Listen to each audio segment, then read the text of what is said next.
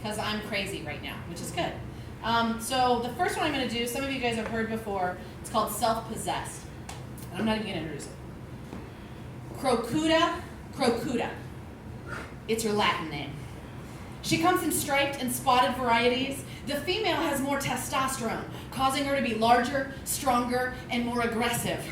aggressive, aggressive, than her male counterpart. In order to mate, the male must first overcome his fear of her. Mine is extinct. Did I mention I have a long dead hyena stuck inside me? It's a little like having a bluebird in your heart, but not. It's not that unusual. Jim Morrison was possessed by the ghost of a dead Indian chief. Bill Hicks was regularly inhabited by the spirit of a goat god, and I have a European cave hyena lodged behind my left eye. I visit the doctor to get her out. I sit on his table while he peers into my eyes, ears, mouth. I ask him if he can see the Paleolithic cave paintings splashed across the back of my retinas. They exist there. The first human community, cuddled for warmth, doubled for strength, huddled in the rubble for connection. Can you see it? He looks at me with a blank stare. I ask to look in his eyes, ears, and mouth. He hesitates, sticks out his tongue. I can smell a man immobilized by fear of his own failure and emotionally cut off from love. I see a psychiatrist to get my hyena out. She asks me if I have difficulty accepting authority and how I'm feeling today, but I just can't stop laughing. She glares at me with pursed lips over a black leather notebook, and I can taste on the air that she hasn't laughed in a long, long time. Does she still remember the scent as it bubbles up? Ripening fruit on a summer breeze? Hyena rants with a coworker over the newspaper and too much coffee. The young nurse's eyes glaze as the historical origins of American involvement in the Middle East are explained. There's a pause, and she says, "Why can't you be normal?" My left eye gleams under the fluorescent hospital lighting, and I reply, "I am normal, not average. There's a difference." Hyena says, what she probably meant to say was, "Why are you fundamentally separated from the dominant paradigm of our society?" But she didn't have the words.